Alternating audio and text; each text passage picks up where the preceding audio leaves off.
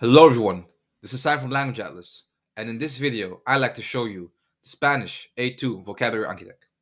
In this video, we'll go over three things. First, I'd like to show you the course structure of the Spanish A2 vocabulary Anki deck. Second, I'd like to show you the course content. And I'll do so by looking at three Anki decks within the overall Spanish A2 vocabulary Anki deck. And third, I'd like to show you some brief editing options. So let's get started with the first point, which is to show the course structure. You can see that I have two versions of Spanish right over here, the European Spanish and the Latin American Spanish one. I've already double clicked on them, and you can see that they are right over here. Now, before I begin by showing the course structure, I'd like to say that both their course structure is exactly the same.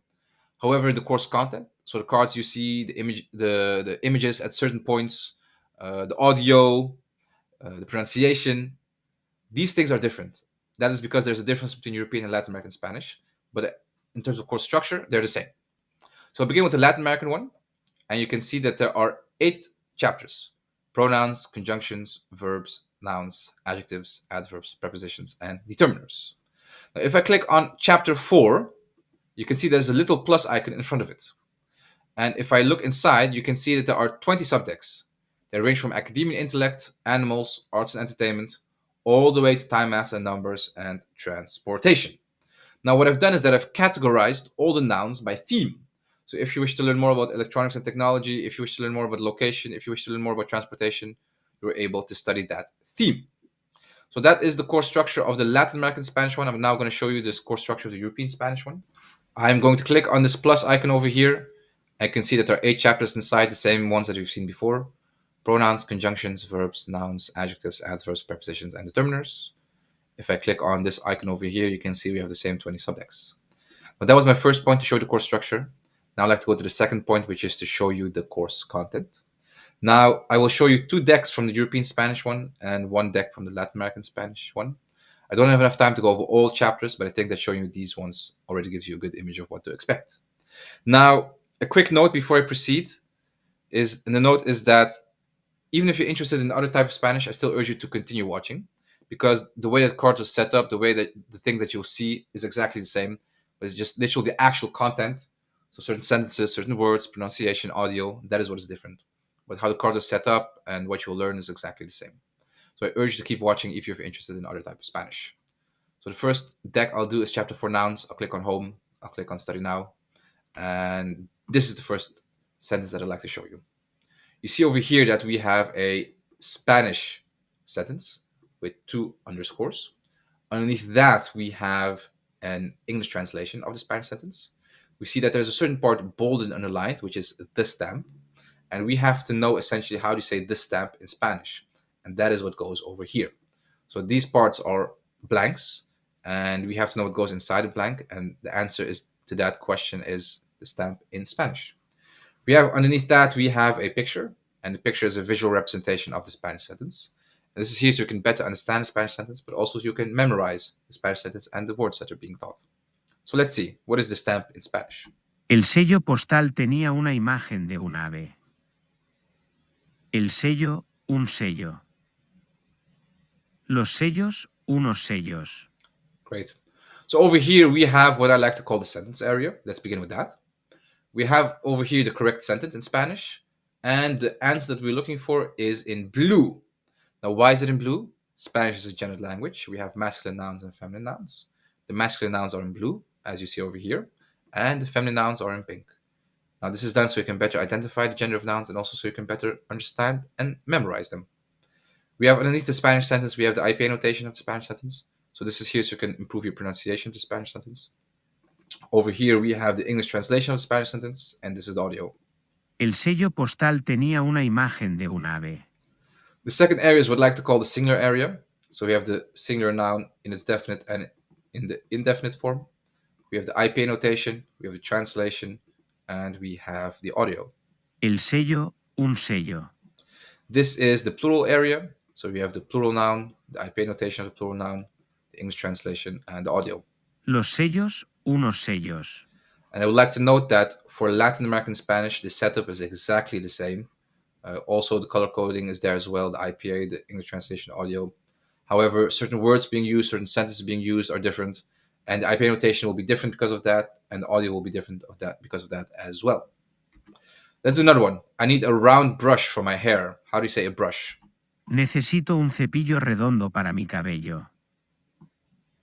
El cepillo, un cepillo. Los cepillos, unos cepillos. So, what do we see over here? The same thing that we've seen before, essentially. Sentence area, singular area, plural area, where we have the words or the sentences, with the IP notation, with the translation, and we have the audio. And again, I would like to note for Latin American, this setup is exactly the same. The emergency stairs were steep. How do you say the stairs? Las escaleras de emergencia era empinada. La escalera, una escalera. Las escaleras, unas escaleras. And again, I'd like to note the following. You can see that right over here, the answer is in pink. Why is this the case? Because the stairs is feminine in Spanish. So again, masculine is blue, feminine is pink. The mirror in my room is fogged by steam. How do you say the mirror? El espejo en mi habitación está empañado por el vapor. El espejo, un espejo. Los espejos, unos espejos. Great. So blue because it's masculine, and we see the same setup that we've seen before. Let's do another one. I need a new lock for my front door. How do you say a lock? Necesito una nueva cerradura para mi puerta principal. La cerradura, una cerradura. Las cerraduras, unas cerraduras. And again, pink because it is feminine. Now this was the first card type that I want to show you. You see a blank area and you have to know what goes inside the blank area. Now I'd like to go to the second card type. And the second card type is a typing exercise. I'd like to show you this one. Now we've seen this card before. We had a sentence area, translation, and a picture. However, then we had to know what goes inside the blank area. Now we have to type the correct answer. So the second card type is a typing exercise. Are you actually able to type the answer correctly? El sello postal tenía una imagen de un ave. El sello, un sello. Los sellos, unos sellos. So, as you can tell, I answered the question correctly. And Anki shows us the answer in green. So Anki knows whether you typed it incorrectly or not. Let's do another one. Let's say that we have no idea. Let's say we do something like this. La verja de la vieja mansión estaba oxidada y se caía a pedazos. La verja, una verja. Las verjas, unas verjas.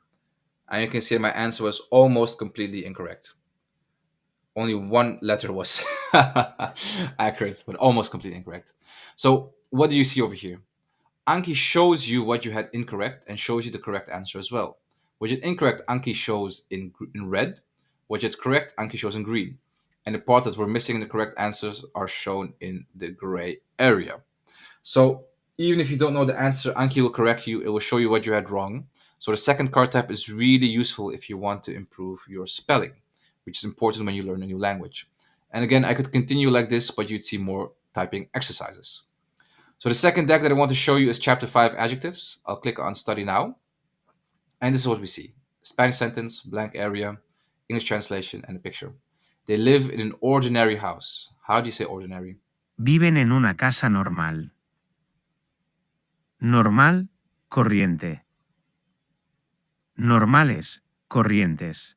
Great. So setup is the same. Sentence area, adjective, adjective, and you can see different ways to say normal or ordinary. Let's do another one. I have a secret place I go to when I want to be alone. How do you say secret? Tengo un lugar secreto al que voy cuando quiero estar solo. Secreto, secreta. Secretos, secretas. Now, this is where it gets interesting. You may have noticed that there are actually four answers, or to say it a bit differently, the same adjective has four different variations. We have singular masculine, singular feminine, plural masculine, plural feminine. So because Spanish is a gender language, the adjectives tend to have four different versions as well. Not all of them, but a lot of them do. But the good thing is that you can see the IPA notation, so you know how to pronounce them. You can see the different versions, so you can learn them as well.